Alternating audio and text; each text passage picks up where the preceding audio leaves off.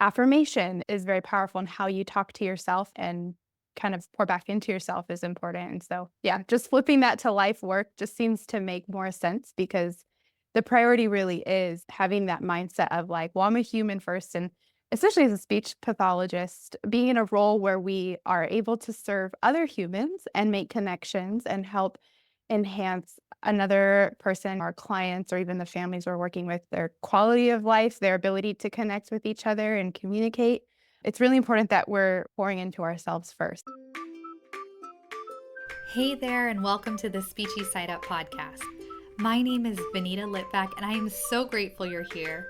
I'm an ASHA certified speech language pathologist, author, and augmentative and alternative communication consultant who is obsessed with helping SLPs like you stop reinventing the wheel and connect with other SLPs in the trenches.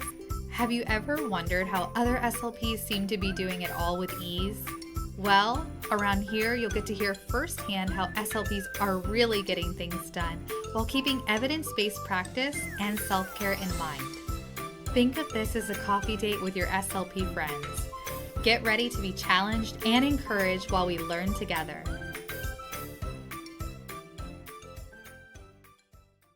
Today, I'm joined by Marie Muratalla, a preschool SLP in Southern California. She is passionate about making sure her students enjoy communicating with their families, friends, and teachers.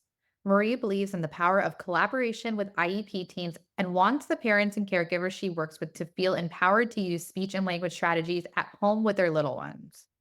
When she is not running play-based speech therapy sessions or attending IEP meetings, Marie is mentoring fellow SLPs and confidently building and maintaining life-work balance while going about their daily and work-related routines.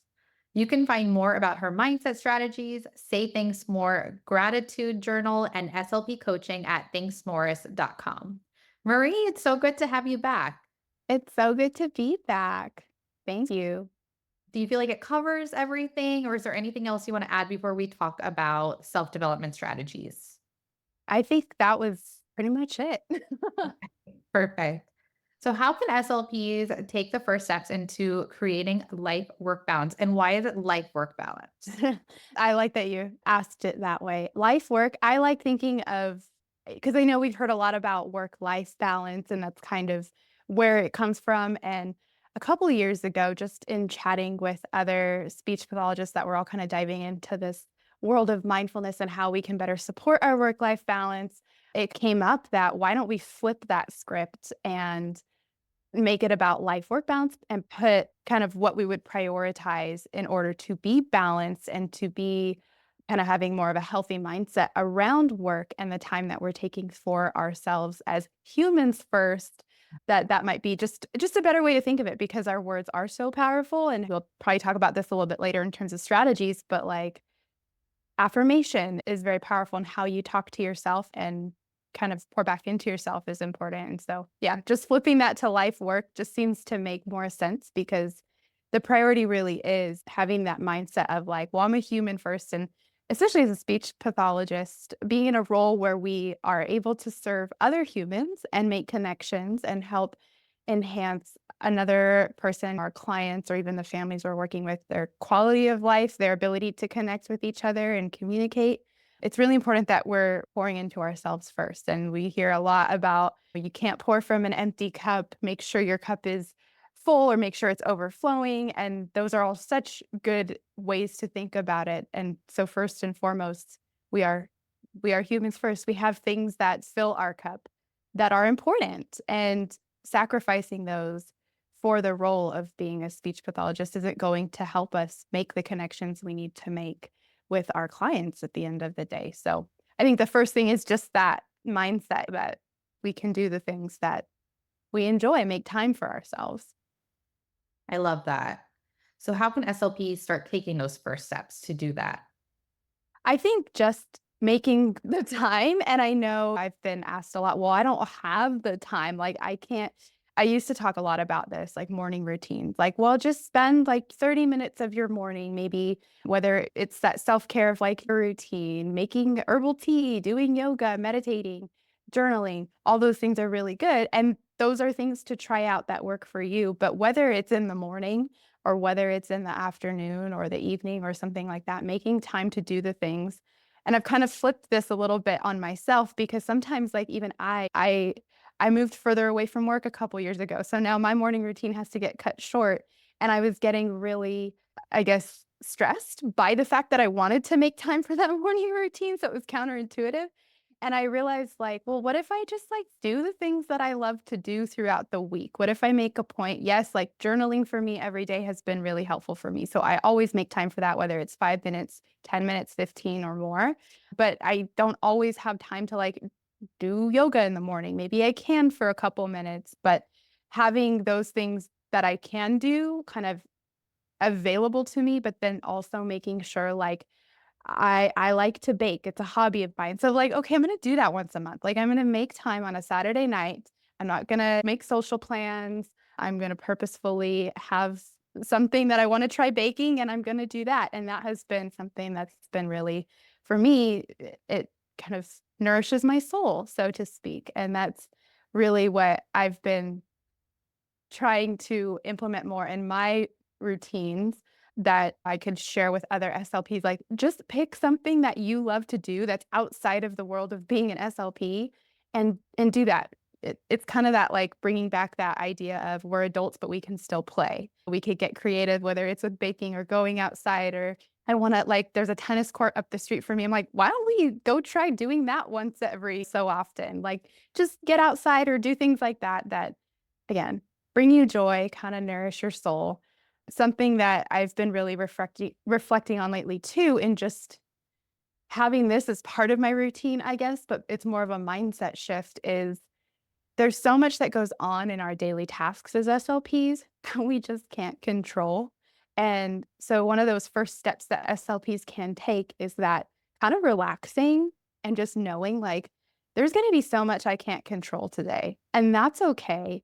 I can really only control the way that I react to things. And so that's why like having a gratitude practice or some kind of reflective, whether it's journaling or whether it's doing audio notes in your phone, just so you can maybe sit and like say three things you're grateful for every morning to kind of get your mindset like in that space of being able to shift that way throughout the day. If and when those things come up that you can't control, that maybe create some tension inside of you or tension in the environment, it's really helpful to be able to kind of sit back and say, well, like, I have to accept the way that this is. I can't necessarily control the outcome here as much as I might want to. And so it gives you a little bit of peace. I think that's really what it is like find ways that ground you and give you peace. And then it helps you navigate those situations as they come up because they're going to come up. Yeah. Yeah, I love all of those suggestions. And you have also made that shift, especially after having my daughter. It was so disappointing in the beginning to give up that routine. And there was this internal struggle of how do I still be a good parent, but then also take care of myself too. And then realizing, like, oh, it doesn't have to be in the morning. Like, it can be any time of the day. So I love that suggestion. So, what are some other ways that SLPs can bring mindfulness into their speech therapy sessions, whether it's with preschoolers or any age group? Yeah. And I think this too speaks to even like what we were just saying, there's other times in the day that you can do this. And therapy sessions are really great ways to take that time. I have learned a lot from other SLPs on Instagram. So thankful for the Instagram community to help me like enhance my skills. But just that term co-regulation has been used a lot. And I think as I've looked more into that and realized like that is just that idea that you are willing to instead of push an agenda on a client, despite their maybe emotional state or what they need in that moment, and then just co-regulate. Because maybe, like, I'm stressed out. If most of the time, I always tell, like, my interns and SLPA students and things this, like, if you're stressed out, if you're feeling tense, your client or the student that you're working with is gonna be able to feel that energy. We're all connected in that way. Like, we all can read each other's energy, or at the very least, like, if you're giving me a look of tension, then I might start to feel some tension, and I don't know why, and so just being there and, like, paying attention to what your client maybe their or their physical state is, their emotional state might be, and acknowledging that is kind of the first way that we can bring that mindfulness into our speech therapy sessions. And it not only helps them, but it helps us because I talk a lot about this on social media. The whole like one of the biggest pieces we can be doing as clinicians, yes, we have goals to work on in progress and things like that that are written in IEPs or that we've documented in some way.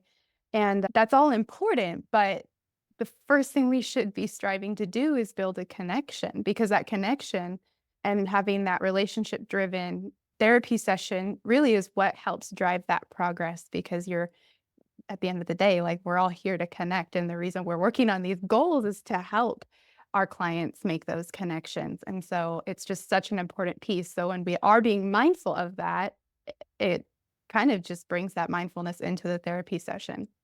And of course, I work with 3 and 4-year-olds, so I always do try to, like, bring in those fun, like, "What are you grateful for?" And of course, they're little, so I don't always use those words, but I might say, like, "What happened outside today that made you happy? I saw you laughing or when you were playing with your friend, or you were pretending to have ice cream. Do you like ice cream? Does that make you happy?"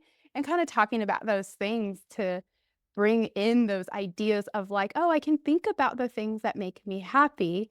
And then later, if there is a moment where we're acknowledging some different feelings, some sad feelings or angry feelings, I always like to acknowledge them and say, it's okay to feel this way and talk about that I feel that way too. And I accept how I feel when I feel that way. And then sometimes I might think of the ice cream to help me start to feel better. So sometimes it works like that. And then, of course, like being mindful of sensory needs and things like that and talking about like, "Oh, when you do this, like, that helps your body feel calm," and I like that how to do that and make your body feel calm. So there's those kinds of things that we can incorporate too in our sessions just to acknowledge all those areas that are helpful and necessary for that emotional regulation.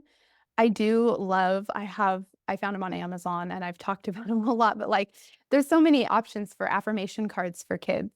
You can just Google, there's SLPs that have made some really beautiful affirmation cards with pictures on them, and so I love to with some of my students that maybe can grasp that concept a little bit more, I love to just, like, put 3 cards out face down and be like, "Pick one," or if they have fun pictures on them, put them face up and be like, "Which one do we want me to read today?" And then we practice saying it.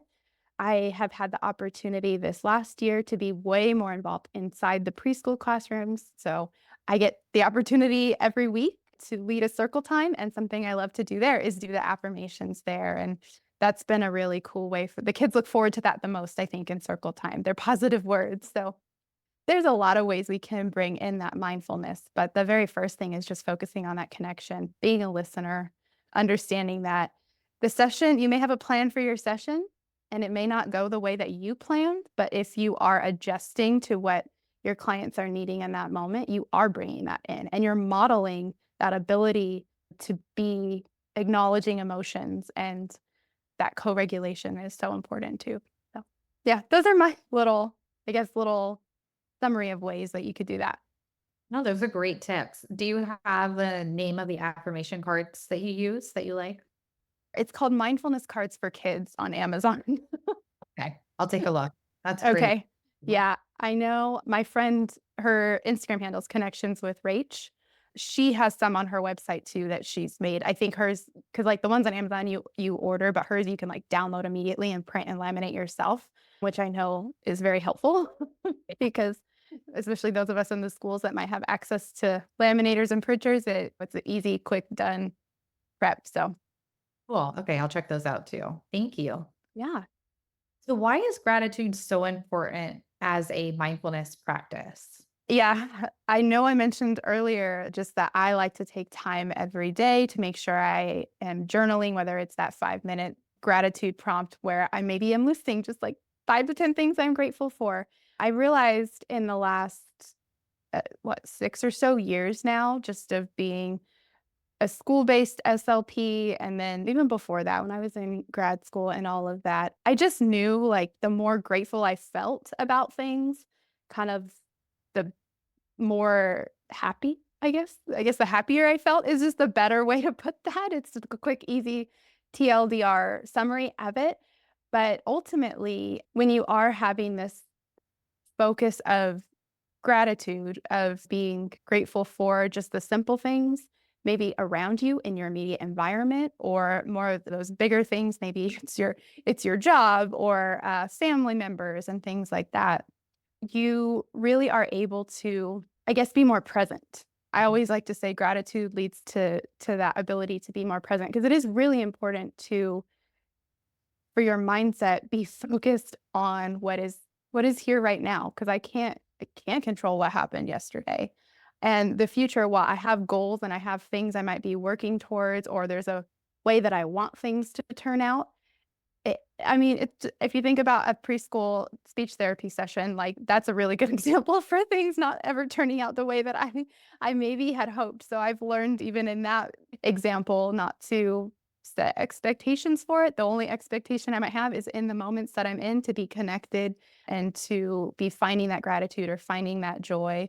I I have learned, there's a really good TED Talk that I watched years ago, and it was I think he's a German monk, and he was talking about the idea of gratitude and kind of even like the science behind it, like how it lowers your cortisol, lowers your stress hormone essentially. Because when you are allowing your mind to focus on the things you're grateful for, you're increasing your serotonin, which is scientifically, that's where I geek out in the brain science of like, oh, like this hormone lowers the cortisol hormone. That's really cool. And so as a speech pathologist, like, whether you're in the schools, whether you're private practice, in the hospitals or anything like that, there's gonna be those stressful moments all throughout your day, and or things that, I should say, they're not necessarily going to be stressful. I hope they're not stressful, because I hope that you are able to kind of find that grounding and maybe quickly be able to be like, "Well, I'm really grateful for this," or, "This was an opportunity to learn this." But we're all human, and I know even yesterday I had something might have happened where I spilled coffee, and, like, that immediately might stress me out, or I get an email about, I actually did, I checked my work email yesterday, which I don't always advise, but I knew I needed to check it because we're going back in 2 weeks, and there's things that are starting to, there's already deadlines. And I immediately got, like, kinda stressed out by a deadline, and I was like, "Okay, well, I'm grateful I didn't check my email 2 days later, because I would have missed the deadline," or things like that, like, kind of just finding those quick moments to allow your mind to shift into gratitude, so that way you can take that breath and just realize, "Okay, like, again, I can't necessarily control this. I can only control my reaction to it." So, yeah, ultimately, having that ability to, whether it's like starting your day, thinking of 3 things you're grateful for, to kinda train your mind, "Okay, if things go astray from what I was hoping they were gonna be, I know I can come back to this place of feeling grateful." It does help shift your mind. Like, over time, you will realize, like, "Oh, I actually am, like, doing that a little bit more. That's kinda cool." Because inherently that allows you to kinda take that stress away as those moments do creep in. You know the difference between like being grateful and then just like having toxic positivity? Are you familiar with that term? Mhm. Okay. Yeah. I think with gratitude, so here's something that I learned, maybe like 2 or 3 years ago. I was realizing, like, gratitude doesn't mean you don't acknowledge how you feel. I Mhm. think toxic positivity, that whole idea, and what I, like, have maybe experienced with it, or what I have learned when talking to other people about it, is, like, almost like you brush away how you feel, or you kind of, I don't know, push it down, like, "Don't Mhm. worry, everything's gonna be fine," like, kind of a thing. And with gratitude, I learned, like, first, you should acknowledge, "This frustrates me." I'm not going to say, "Oh, no, I can't let it frustrate me. I can't let it frustrate me," because that, like I was saying about my morning routine, right? Like, I don't even more stressed out by something that is supposed to be helpful to me. But the more that we are kinda even grateful for, like, that feeling of feeling frustrated, right? Like, "Oh, I'm frustrated right now. Like, what can I find some gratitude in this?" Maybe it is the gratitude that, like, "Oh, I'm passionate about this." Like, I had a situation at the end of the school year where I was just kinda, in terms of, like, a student's AAC, and I was really fighting for them to get a device, and I felt that frustration, and didn't necessarily wanna feel frustrated, didn't wanna feel like I needed to, like, put up a fight about something, But I always ask myself, what is my role here? Like, is this an ego thing? Is this me wanting to be right? Or am I advocating for a student? Like, my role here is always to advocate for a student. And so I always try to think about that. And so back to like in terms of that gratitude, I guess it's like, okay, it's all intertwined. There's no like step by step, like first acknowledge your feelings, then be grateful, then go problem solve. It's more like, okay, I'm frustrated in this moment, or I'm sad and this makes me sad, or whatever. I'm going to acknowledge that. I'm going to maybe try to figure out why. Like, what exactly is it that is so frustrating to me? And then, okay, now I know why. What is my role here? And maybe going back thinking, like, I'm so grateful that I took that as an opportunity to kind of define my role in that, to advocate for a student. So it kind of comes and goes, but I think just kind of to outline that difference, I feel like toxic positivity is kind of brushing away of like the situation or the feelings, whereas gratitude is like letting yourself acknowledge the present moment and everything that's going on in it. And maybe you won't find the gratitude right in that moment. Like maybe it's just there's a lot that you're working through. And in that moment, you're like, I'm just frustrated right now. This ticks me off or whatever. But allowing yourself to kind of hold on to the fact that like I can find something to be grateful for eventually, maybe. I don't know. These are just ideas. It's very subjective because everybody kind of goes into these things differently. Well, I like that distinction and it makes sense. So we'll go. Okay, good. What are some quick life hacks for SLPs to stay more mindful? I really like the idea of like building in that habit of every morning making time, whether it's just 2 minutes, 5, 10, of having something that helps you find grounding. I just think it's kind of like it just seems to make sense to me, and I think scientifically it makes sense too. Like last night, I had like the weirdest dream. I don't know what was going on. I think I'm just starting to feel that like, okay, school's starting. But you get a little bit of anxiety, I guess, and that's where I find it is when I'm asleep. Like I won't feel it through the day, and then I'm asleep, and I have like one of those SLP. I was late to work and didn't see any kids that day. Dreams or nightmares, Yeah. and I woke up feeling like, oh, like that I did not like that, and it's such a good opportunity in the morning to realize, like, well, that was a dream, first of all, and then maybe acknowledge, like, yeah, I felt a little bit anxious, but, like, my first thing that I wanna do now is do something that allows my mind to shift. It's something that when I wake up with that kind of weird headspace, like, whether it's you think of it like waking up on the wrong side of the bed or you're just anxious, maybe you didn't sleep well, I've learned to just say, I can handle today. Like, that's kind of my basic affirmation, and sometimes that's what you wake up and do, you say one affirmation.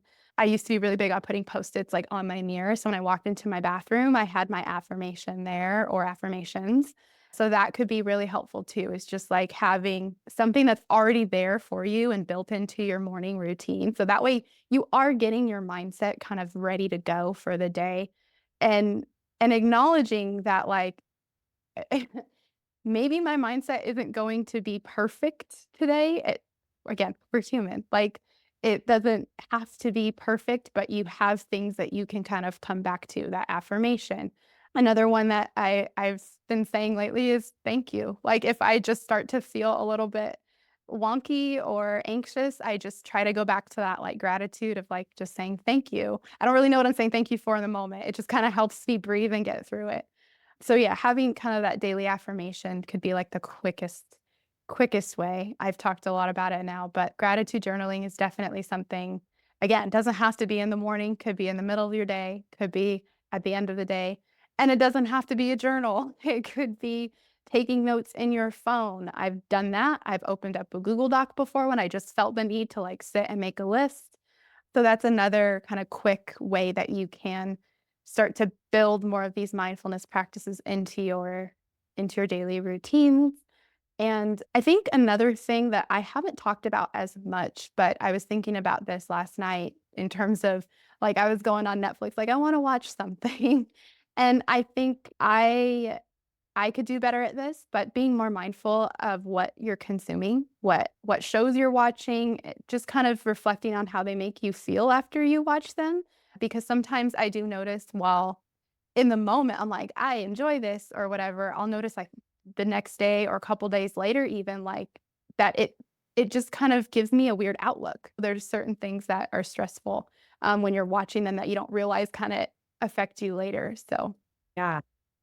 Have you seen the America's Sweethearts, the Dallas Cowboys one on Netflix? no. It's, like, so good, but yeah, it definitely puts you in a mood. I don't know, Yeah. maybe me personally, maybe I have, like, personal triggers from watching this show, Sure. but a lot of it has to do with being perfect and getting selected for the team, fitting in with the group, Yeah, and it's, like, entertaining because they are America's sweethearts, but yeah, I was like, "I probably should not be watching this because it right? feels a certain way," and I remember specifically one night, I was, like, in the best mood all day. I couldn't wait to get home and watch it with my husband, and after watching it, I didn't feel good, and I reflected on that, and I was like, "Wow, that actually changed my entire mood." Yeah, media is powerful, and sometimes it is, like, kinda, in a way, designed like that, but like you said, it's different for everybody, like and so it's not to talk badly about a show another person, like, is like, "No, I like it, doesn't affect me," like, "Great, you do you." I got really into The Bear. I heard about it, I haven't watched it yet. I mean, I liked it, but then I realized it was stressing me out, so I didn't even watch the last couple of I episodes. probably wouldn't watch it then. I worked in a restaurant for 8 years, and when you watch it, you're, like, put right back into the tension of that, and so while it was a good show, I've been trying to watch the last couple episodes, but it's that whole thing, like, last night, I was like, "Do I wanna watch this?" And I started to watch an episode, and I was like, I don't think so. I think I need to be more mindful about this one. They're just yeah, everybody it kinda like you said, it just might hit certain things, certain triggers or insecurities, and while those are great to, like, then be like, "Okay, well, maybe I can work through this in some way," it is important to be mindful of, like, "Well, do I wanna keep, like, bringing that up?" Mhm. And that goes for social media too. I mean, when I'm consuming content, I find myself just in my own head comparing, and that's something that really can bring me down in a sense. I've been working a lot on just my own work through my own insecurities and things like that, but it doesn't mean that I have to, like, keep going back to the source. I can find other outlets, I guess.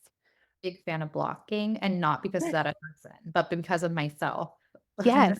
Yeah, or, like, muting I don't know if you can do that anymore on Instagram, Yeah, but I used to have to do that sometimes too, just and again, it wasn't about the person, it was more like, what is this bringing up in me that I need to kinda work through on my own first?